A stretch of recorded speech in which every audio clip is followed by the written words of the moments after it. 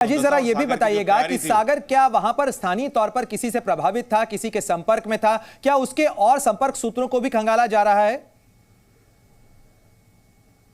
देखिए बिल्कुल, सागर के जो दोस्त हैं उनसे भी बातचीत की जा रही, जो आसपास के जो पड़ोसी हैं उनसे भी पूछताछ किया जा रहा है कि आखिर किस तरह से सागर काम करता था, उसके काम करने का तरीका क्या था, अपने दोस्तों से मिलता था तो आखिर वो बात क्या करता था।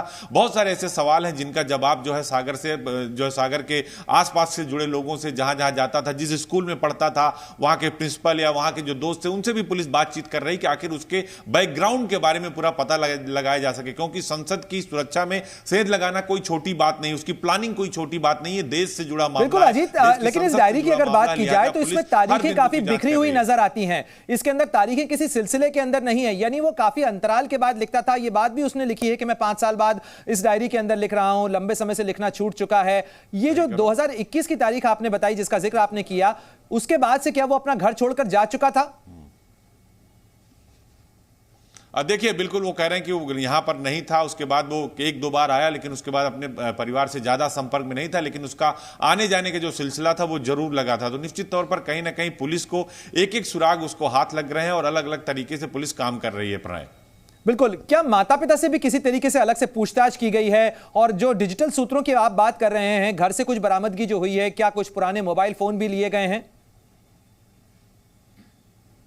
देखिए बिल्कुल, ये कहा जा रहा है कि जो उसके डिजिटल सूत्र हैं, जो वो फेसबुक पे बात करता था, जो इंस्टाग्राम पे बात करता था, इंस्टाग्राम पे कौन कौन से उसके म्यूचुअल फ्रेंड थे, किनसे वो ज़्यादा बातें करता था, बातें शेयर जिनसे करता था, उन सारे बिंदुओं की जांच पुलिस, उत्तर प्रदेश पुलिस कर रही है। क्योंकि ये चूंकि विवेचना का हिस्सा है, ये जांच का विषय, तो बहुत सारी बातें पुलिस अभी बाहर नहीं ला रही, क्योंकि मामला देश के संसद से जुड़ा हुआ है। लेकिन उनके माता पिता हों, उनके आसपास के लोग हों, जो रिश्तेदार हों, जो उनके फेसबुक या इंस्टाग्राम पे जो फ्रेंड्स हैं, सबसे पुलिस पूछताछ कर रही है। जहां स्कूल में पढ़ता था वहां के टीचर से, क्लास टीचर से, प्रिंसिपल से पूरी छानबीन, यानी अजीत ये भी जानकारी निकलकर सामने आ रही है कि जो खास तौर पर जो जूता बनाया गया था, जिसके अंदर स्मोक कैनिस्टर छुपा कर ले जाया गया, जिसको पहनकर वो संसद भवन में दाखिल हुआ था, वो भी लखनऊ से ही उसी ने परचेज किया था। ये भी जानकारी निकलकर आई थी कि दोनों के लिए, मनोरंजन के लिए भी जूते उसने ही लिए थे। क्या इसकी पुष्टि हो पाई है?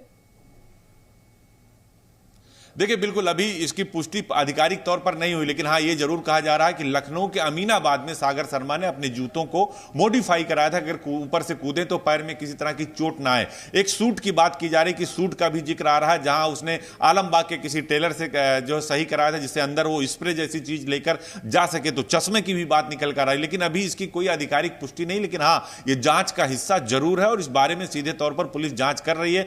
उस जगह का पता लगाने की कोशिश करी, सुबह से हम भी उस बात का पता लगाने की कोशिश कर रहे हैं। हमारे लोग, हमारे जो रिपोर्टर्स हैं, वो लगातार ये कोशिश कर रहे हैं कि आखिर उस कौन सी दुकान थी जहां पर जूते को मॉडिफाई करके बनाया गया था, जिससे वो जाकर संसद भवन में कूद सके। और अब उसके साथ कौन कौन से लोग थे, सिर्फ एक ही जूते बने थे या उसने और जूते बनवाए थे? सूट की बात है, जो किस टेलर ने बनाए, उसमें स्प्रे रखने की जगह कैसे कैसे बनाई, कई सारी बिंदु हैं प्रणय, जिसकी जांच उत्तर प्रदेश पुलिस कर रही है। और कोई छोटा मामला नहीं है, लिहाजा इसमें पूरी टीम लगाई गई है, इसमें एसटीएफ की भी एक विंग लगाई गई है। तो अब इस पूरे मसले की जांच बृहद पैमाने इसकी जो जांच का दायरा है उसको उत्तर प्रदेश पुलिस बड़ा कर रही है और दिल्ली पुलिस से लगातार संपर्क में, क्योंकि जो संसद की जांच हो रही है, जहां पर सागर शर्मा और जो है संसद भवन के अंदर कूदा था, बेल में जाने की कोशिश कर रहा था सांसदों। बिल्कुल अजीत, न केवल डायरी बल्कि जो डिजिटल फुटप्रिंट है उनकी भी तलाश की जा रही है। हर सबूत, हर सुराग, हर कड़ी बहुत महत्वपूर्ण हो जाती है। और जरा आपको समझाते हैं, दिखाते हैं आपको। अजीत आप बने रहिएगा हमारे साथ में, लेकिन दर्शकों को यह बता दें कि आखिर डायरी के पन्नों के अंदर